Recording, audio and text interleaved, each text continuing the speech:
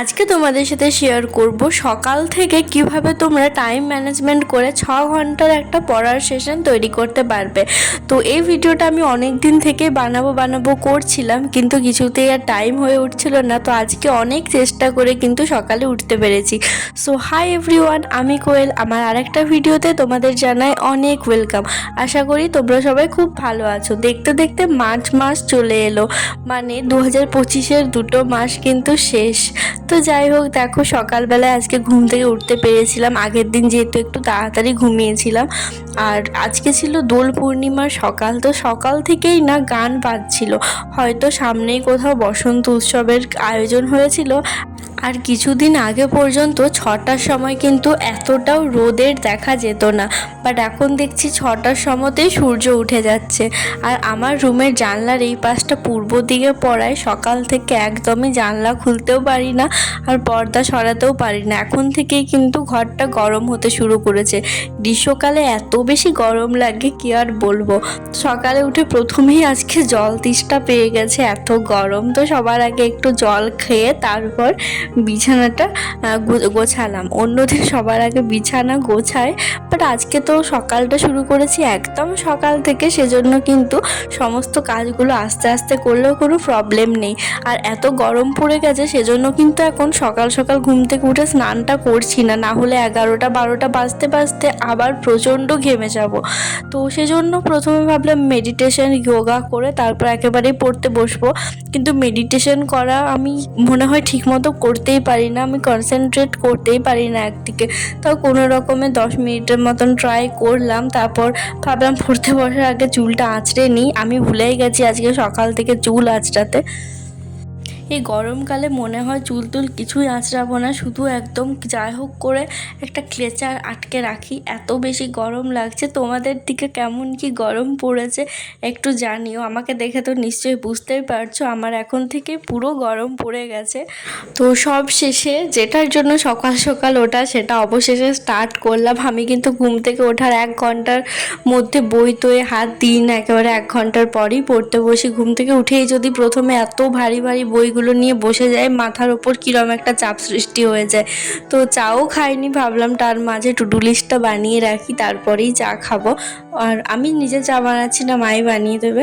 তো আজকে to do লিস্টটা আমি এমন হিসাবে বানিয়েছি, যেহেতু সকালবেলাতেই 6-7 ঘন্টার পড়াটা সেশন বানাবো। তো একদিকে রেখেছি যেগুলো আমাকে ক্লাস করতে হবে সেইগুলো, আর একদিকে রেখেছি যেগুলো বই খাতা থেকে পড়তে হবে সেটা। তো আমি ভেবেছি আজকে যেটা আমি পড়বো বই খাতা সেসব থেকে, সেগুলোই পুরোটাই সকালে কমপ্লিট করব। তো ইংরাজি থেকে একটু বেশি রেখেছি, সিনোনিম, অ্যান্টোনিমস, ইডিয়াম 3টায় রেখেছি 50টা, আর ইডিয়াম মনে হয় ছিল 55 না 50-এর মতো। তো টোটাল 100। এগুলো করতেই বিশেষ করে আমার খুব টাইম লেগে গেছিলো। আর ইকোনমি থেকে আজকে ইকোনমিটা স্টার্ট করব, এর আগে ইকোনমি করিনি। 5 পাতা লিখেছিলাম, বাট এদিক ওদিক হয়েই গেছে। তো তারপর চা খাচ্ছিলাম আর ভাবছিলাম সকাল সকাল উঠে, আগের দিন তো 2টো পরীক্ষার রেজাল্ট বার হয়েছে, যা কাট অফ। বাট যাই হোক, আমি আমার ভিডিওতে সেরম কিছু বলতে চাই না, মানে যেগুলোতে একটু আপসেট হয়ে পড়বে সবাই। আমি সবসময় চাই যারা আমার ভিডিও দেখছো, যদিও মন খারাপ থাকে, একটু হলেও যেন ভিডিওটা দেখে একটু ভালো লাগে, একটু কিছু মোটিভেশন পাও, বা একটু মনটা যেন হালকা হয়। তো সেরকম অনুসারে ফার্স্টে পড়াটা স্টার্ট করলাম। আর সিনোনিম, অ্যান্টোনিমস আমার যেগুলো পড়ার ছিল সেগুলো কিন্তু আমি আগের দিন রাত্রেবেলাতেই খাতাতে নোট করে নিয়েছিলাম। ব্ল্যাক বুক থেকে করি, কিন্তু আমার কিন্তু বইটা নেই, সেই ফোন থেকেই আছে। তো এরপর থেকে ঠিক করেছি যেদিন যা পড়বো আগের দিন রাত্রে, আমি তো 25 মানে 50টা করি, 50টা লিখতে খুব একটা কষ্ট লাগে না। তো আগের দিন রাতে ভেবেছি আগে সবটা লিখে রাখবো। আর পড়তে পড়তে এত জোরে গান বাজতে হঠাৎ স্টার্ট হয়ে গেছে, তো আমি সেজন্য দরজাটা লাগিয়েই দিলাম। বাট আমি জানি না এত সকাল সকাল উঠে কারা হোলি খেলছে, মানে সবার মনে এত এক্সাইটমেন্ট। বাট আমার জানায় আমি ভুলেই গেছিলাম যে আজকে হোলি। অনেক বছর থেকে হোলি খেলি না। অন্য বছর কিন্তু একটু শাড়ি টাড়ি পরে নিজেই নিজেকে আবির মাখিয়ে ছবি তুলতাম, বাট যত দিন যাচ্ছে সেই ইন্টারেস্টগুলো কমেই যাচ্ছে। তো সেই সকালে পড়া সেশনটা শেষ করলাম। সেই 7টা থেকে পড়তে বসেছি, আর বেজে গেছে তোমার গিয়ে একেবারে 10টা। তো পুরো 3 ঘন্টা পর্যন্ত। আর তারপর ন্যারেশনের ক্লাস ছিল, বাট সেটা করিনি, ওটা পরে করব। আসলে এই যে সিনোনিম অ্যান্টোনিমসগুলো আছে এগুলো মুখস্থ করতে 25টা করেছি, কিন্তু অনেক বেশি টাইম লেগে যাচ্ছে। আসলে এইগুলো না আমার ঠিক মাথায় ঢোকে না, বাংলা মিনিং করে তারপর করতে হয়, সেজন্য টাইমটা আরও বেশি লেগে যায়। তো তারপর ভাবলাম স্নানটা করে নিই, তারপরেই পড়তে বসবো।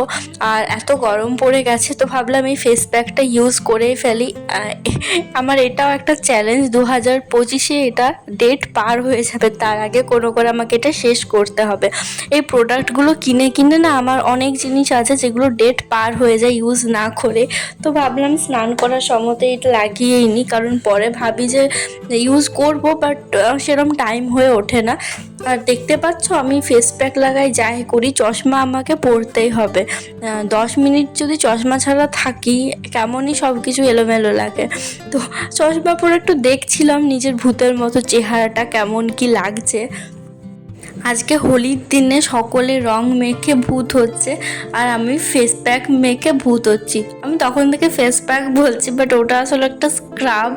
তো যাই হোক, স্নান হয়ে গেছে। আর আমি না সবসময়, এটা আমার একটা অভ্যেস আছে, এক্সট্রা যদি কোনো প্রোডাক্ট ইউজ করি আমি সাথে সাথে মুখটা দেখি কোনো চেঞ্জ এসেছে।